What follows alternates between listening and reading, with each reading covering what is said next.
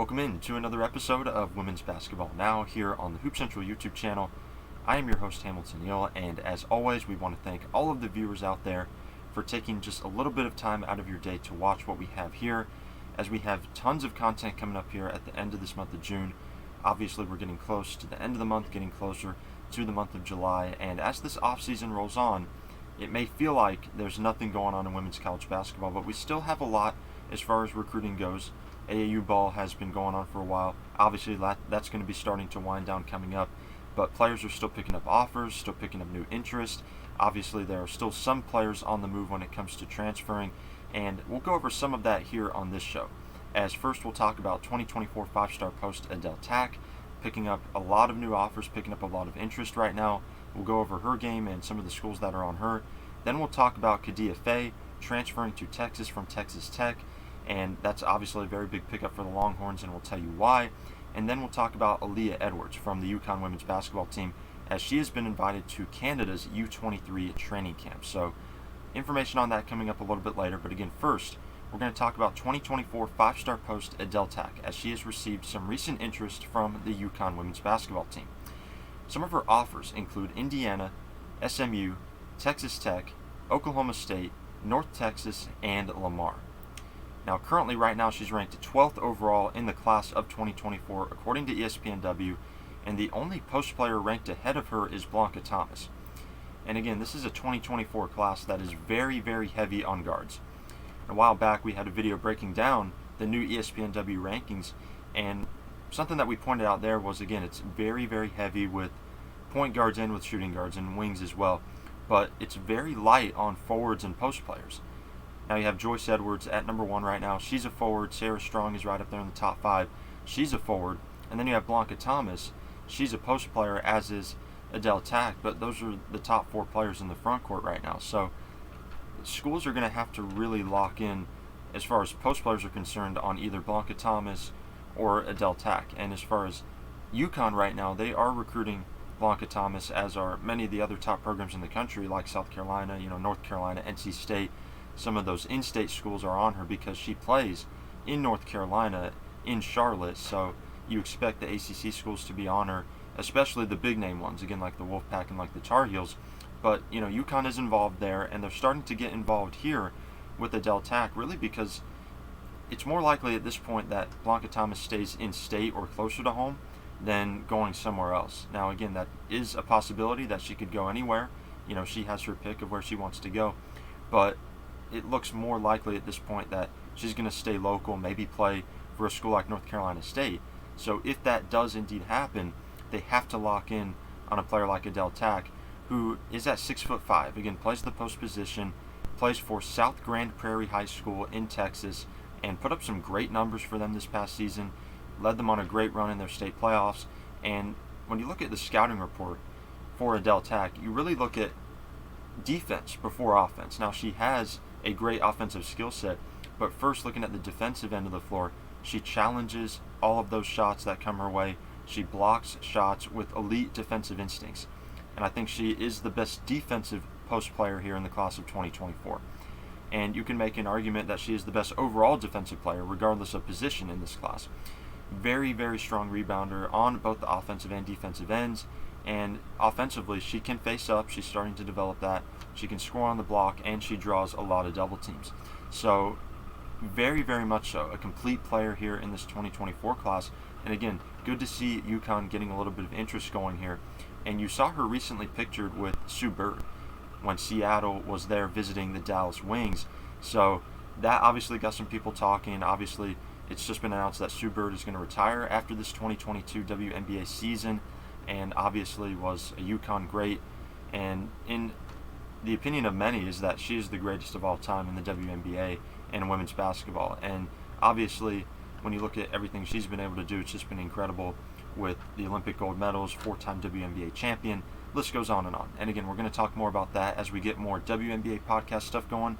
But right now with college basketball, again, there is still a lot of recruiting stuff going on, and Adhel Tac is a player that you really got to keep your eye on, especially as far as post players go, because again, it's going to be a very, very select group, especially at the top, because Blanca Thomas, like I said, is the only post player right now that's ranked ahead of her. So right now she is picking up some interest from UConn, and really this whole spring, this whole summer has been really big for her, and we expect her to pick up more offers as time goes on. Now let's go over and talk some transfer news, as Khadija Faye is headed to the University of Texas. Now, she had just signed her athletic scholarship agreement to play at Texas next season, and she played the last 2 seasons with the Texas Tech Red Raiders. Now, in 38 career games for them, she had 24 starts while averaging 6 points, 5.5 rebounds, and 1.2 blocks per game in 17.1 minutes per game. Now, this past season, in 2021, she averaged 6.4 points, along with 6 rebounds and 1.3 blocks per game. And again, now she's headed to a Texas team that already has a nice little group of forwards and post players. They have Deona Gaston on board, Amina Muhammad, those 2 are forwards, along with Aaliyah Moore, as well as Taylor Jones, who's come over from Oregon State. And they also have Femi Masudi at center. She is 6'5". She's going to bring some size to the table as well. So you have those 5, along with Faye coming in. Texas is going to have a pretty good front court group coming. And I think when you're looking at the Big 12 and nationally as well, they're going to have, again, one of the best front courts. But I think in the Big 12, they're going to have the strongest stable. And Faye is a player that, with more minutes, I think can become more and more productive. Again, the 6 points, the 5.5 rebounds are career averages in 38 career games, but she only played 17.1 minutes per game out of those 38. So if she gets on the floor a little bit more, I think she could really be an instant game changer for them. But again, limited minutes there at Texas Tech. You're joining an already crowded front court at Texas. I don't know how many minutes she's going to get, but Vic Schaefer had to have told her that she's going to have an opportunity to come in and produce and help this basketball team win. And that's why she's there at UT now. So I'm interested to see what her impact is, and again, how good that Texas team overall is next season, because we know their backcourt is pretty good. Obviously, you have someone like Kendall Hunter. Obviously, Rory Harmon is really the player of the future there in the backcourt for them, and there's many others as well.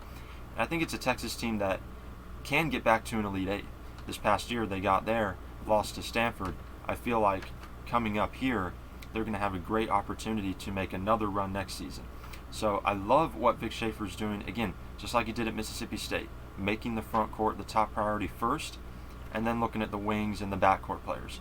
So very solid addition for Texas. Again, she wasn't a star at Texas Tech, but was a solid player with solid numbers, and I expect more of the same there for the Longhorns. So again, that's about all that's going on right now in terms of the transfer portal. Because again, players that are in the portal right now can still go wherever they want. But the deadline has way passed. May 1st was the deadline to put your name into the transfer portal. So unless you're a player like Shayla Gonzalez, who was going through a coaching change at BYU and was able to go in late, you're not going to be able to put your name into the portal unless it's a special circumstance like it was for her. And that's something else that we've talked about recently. Shayla Gonzalez is on the move. Some other players are on the move right now, but again, that's really starting to wind down. Players going to other schools out of the transfer portal. Again, players are not really able to enter their names into the portal now, again, unless there's a special situation going on. So we'll have some more of that stuff to talk about, but again, it's going to be pretty limited. And now let's wrap up the show by talking about Aaliyah Edwards from the UConn women's basketball team, as she has been invited to Canada's U23 training camp for the inaugural GLOBL JAM tournament. Edwards is one of 15 players to receive an invitation. The camp will be held June 22nd through July 4th, and the tournament will run from July 5th through July 10th. The field will feature Canada along with the US, Belgium, and France. Edwards has been a member of the Canadian national team since she was 17 years old, and last summer she was the youngest player on Canada's Olympic squad and also participated in the FIBA Americup. And again, she is the second UConn player to take part in international play this summer, as Ice Brady is competing with the U18 national team for Team USA right now. But again, Aaliyah Edwards is going to be competing with Canada and invited to this training camp. I definitely think that she is going to make this U23 squad. Again, was the youngest player to be on the Canadian Olympic team last year. Quite an accomplishment for her at such a young age to play on that stage. Again, FIBA Americup, she competed in that as well. And again, I feel like she's going to have a very big impact on the UConn team this year. She really started to come into her own this past year, late towards the end of the season. Because, early on through November, December, January, into February, she was struggling quite a bit.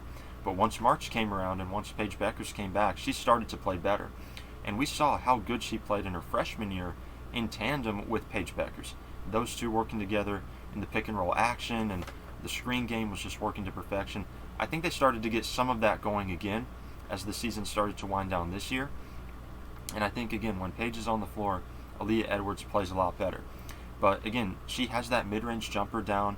She's starting to become more consistent with her footwork. I think she still has to clean up some of the turnovers down there as far as shuffling her feet with the traveling calls. But if she can clean that area of her game up, and if she can start to become more consistent with her footwork, I think she's going to be one of the best post players in America.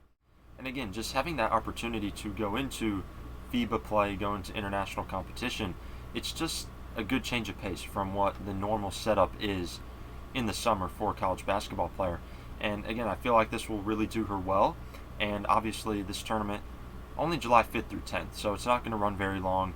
The training camp is going to go a little bit longer, June 22nd through July the 4th, so that's going to be a little bit longer of a process. But again, not even a whole month this process is going to take. Again, June 22nd through July 10th, so she will be back at UConn in time for their late summer workouts, for their fall workouts. And again, right now, obviously they're doing their earlier summer workouts, and that's something that in our next episode of Women's Basketball Now that we're going to be talking exclusively about, just the UConn summer workouts. So stay tuned for that video as well. And that's all the time we have on this episode of Women's Basketball Now. And again, we want to thank all the viewers out there for taking the time to watch. Keep it locked here on Hoop Central for all the latest news out of women's basketball. This is Hamilton Neal signing off. I'll see you in the next video.